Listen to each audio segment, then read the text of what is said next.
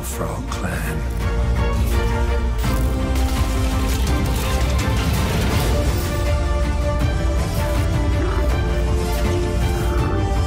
Restore your broken kingdom. Tales of Iron is an action role-playing game developed by Oddbug Studios and published by United Label. This is the second outing by Oddbug Studios, a small group of about 5 developers based out of Manchester, UK. Their first being a PSVR title called The Lost Bear, which actually has a pretty similar aesthetic to this game, despite the fact that you don't play as an anthropomorphic rat in that one. United Label is just kind of getting themselves going with 3 games under their belt, including Roki, Eldest Souls, and this being Tales of Iron is their latest. When you first strike up Tales of Iron, what hits first is a profound sense of style. The art, the voices, the movement, the animations, the starting story video, all work together to promote this gritty underbelly where the Rat Kingdom is like Gondor and the frogs are the orcs. I was instantly pulled into this world, caring about what happened to the characters and wanting to wipe out the enemies. Tales of Iron is not an emotional game in your typical sense. I never felt like tearing up or pulled in like that. Never really felt sad. But just the overwhelming urge to end the problem. All of the systems work toward that goal, and I felt increasingly frustrated, just as Reggie, our protagonist, felt, when I had to detour from my main goal. I was compelled to finish Tales of Iron, not just to put another game under my belt, not just for the satisfaction of beating the game, but because I had to see the kingdom put to rights, and the frogs had to pay for their insult. It wasn't until I finished the game and realized just how engrossed I became in it. I can't say for sure that it will affect you the same way. All I can tell you though is how dramatically I felt that effect on me.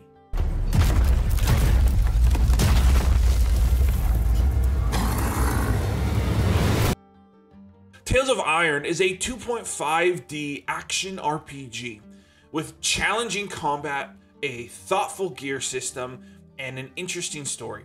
The art was incredible. I absolutely loved the way it looked. They did really cool things with the enemies in the background and coming out around the outside into the foreground for you to fight. As I said in the beginning, the sense of style in this game is palpable, down to the way you refill your healing.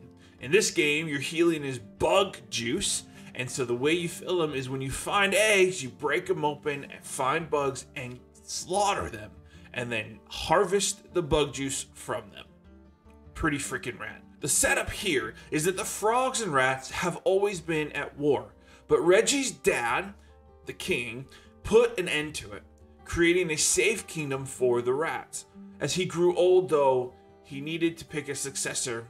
Reggie fights for the chance to be king with his brother, and just as he wins that honor, the frogs attack, slaying his father and taking over much of his kingdom. You have to help rebuild the kingdom and fight off the frogs, as well as other enemies, to take back your land, take back your kingdom. As you do so, Reggie will learn a lot more about his kingdom than he thought there was to know. Now, I enjoyed this story. I loved the narrator. Amazing job. I felt like there were threads left open at the end, but there is some endgame stuff, and it's possible that that's in that, as I only did a little bit of that. But if that's the case, I'm not a fan. Endgame stuff should be extra details in the stories, not wrapping up the storylines themselves. But overall, I really enjoyed the setting, the story, and the way it was told. However, combat is the star in Tales of Iron. Pushing you to learn the mechanics and execute properly, you have light and heavy attacks, ranged attacks, quick dash, dodge, block, parry, and all that kind of stuff. From the basic moveset, you have 3 different weapon types: swords, axes, and spears, all of which play quite differently. You have those same types in the heavy weapons, which are separate in this game. The game suggests that you play with a controller, and that is definitely what I would recommend as well. That said, the initial button configuration has R1 as your light attack and R2 as your heavy. I switched that to put X or square as my light attack and then kept R2 as the heavy, and that made a huge difference in the playing, so that might be worth taking a look at. Your gear affects your weight, and similar to something like a Soulsborne title, you have a light, medium, and heavy weight limit.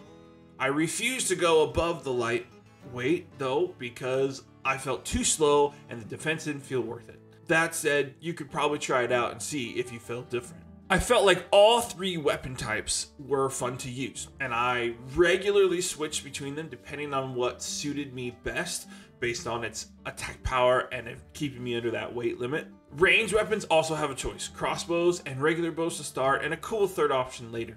They have similar variety, with crossbows packing more of a punch but weighing more and slower to shoot.